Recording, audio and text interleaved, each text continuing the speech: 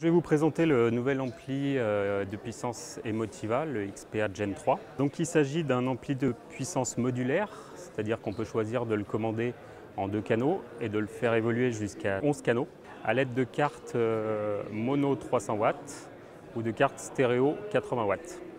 L'amplification est en classe H, c'est-à-dire qu'elle a tous les avantages d'une classe AB, avec tous les avantages également d'une classe D en termes de chaleur, de consommation électrique ou de poids.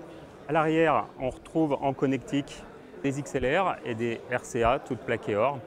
Comme toute la série X, chez Emotiva, la garantie est de 5 ans, pièces et main d'œuvre.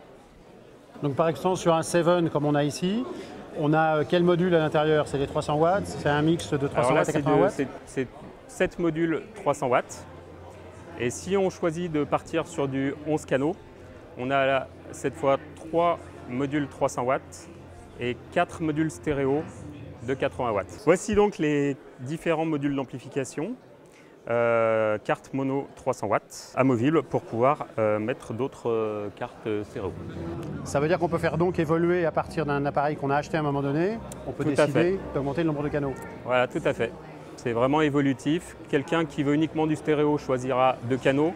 Quelqu'un qui veut amplifier de meilleure qualité ses 3 enceintes frontales choisira du 3 canaux.